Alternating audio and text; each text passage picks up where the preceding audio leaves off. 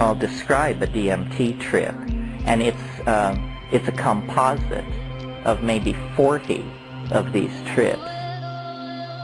After 2 hits, you feel completely peculiar. You feel as though your body is undergoing some strange kind of anesthesia. All the air has been pumped out of the room. The colors jump up. The edges sharpen. And at that point, people say, whoa, wow, it's really coming on strong.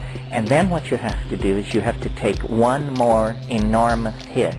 And this separates the intrepid from the casual, believe me.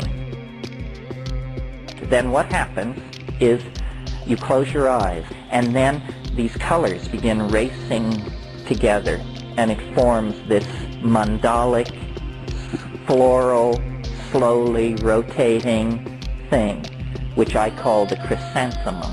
This is a place in the trip that you want to see as you go by it. The chrysanthemum forms, and you watch it for like 15 seconds. Then what happens is it like physically propels you through this chrysanthemum-like thing. And then there's this very defined sense of bursting through something, a membrane. And on the other side, and this is now, remember, my experience, on the other side, as you break through, there's a cheer. There's a whole bunch of entities waiting on the other side, and they're saying, how wonderful that you're here, you come so rarely, we're so delighted to see you. And one of the things about DMT that's really puzzling is, in a sense, it doesn't affect your mind. In other words, you don't change. You break through into that space exactly who you were before breaking through. And the usual reaction of most people is something like, God, heartbeat, normal, pulse, normal, everything's normal, yeah, everything's normal, oh God. Because these things are there, and they're hammering at you, and they come forward. They're like jeweled, self-dribbling basketballs. There are many of them, and they come pounding toward you, and they will stop in front of you and vibrate, but then they do a very disconcerting thing, which is they jump into your body. They jump into your body, and then they jump back out again.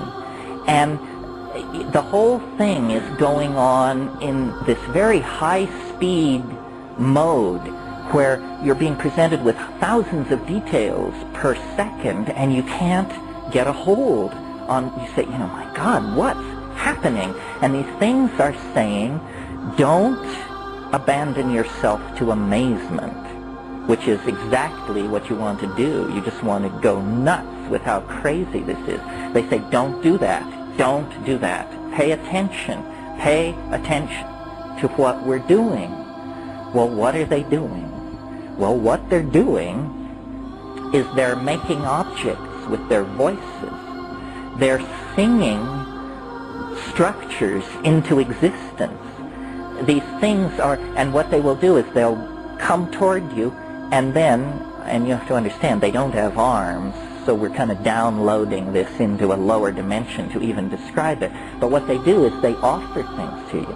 Say, look at this, look at this. And as your attention goes toward these objects, you realize that what you're being shown is impossible. It's impossible. It's not simply intricate, beautiful, and hard to manufacture. It's impossible to make these things. The toys themselves appear to be somehow alive.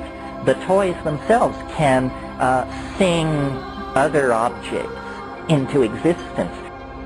And the whole thing is directed toward, they're saying, do what we are doing. And they're very insistent. They say, do it, do it, do it. and you feel like a bubble, and now this is subjective. I mean, only 5% report this, but it happens to me. You feel like some kind of bubble inside your body that's beginning to move up toward your mouth. And when it comes out, it isn't sound, it's vision. You discover that you can pump stuff out of your mouth by singing. And you speak in a kind of glossolalia. There's a spontaneous outpouring of syntax unaccompanied by what is normally called meaning. It's sort of, he ding wow wak sap divi mudek tipi tinget wahak siki pipinem wahavedek dambohagagetek. And this is accompanied by a modality, something seen. And they're saying, yes, do it, do it, do it. And then after a minute or so of this, the whole thing begins to collapse in on itself.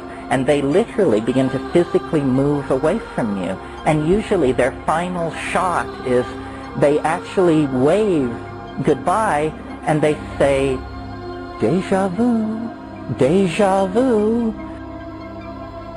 Then, over a minute or a minute and a half or so, the room just comes right back together, and 4 minutes after that, some people can give no account of it whatsoever. They just say, I don't know. It was the weirdest thing that ever happened to me, and I can't remember it now.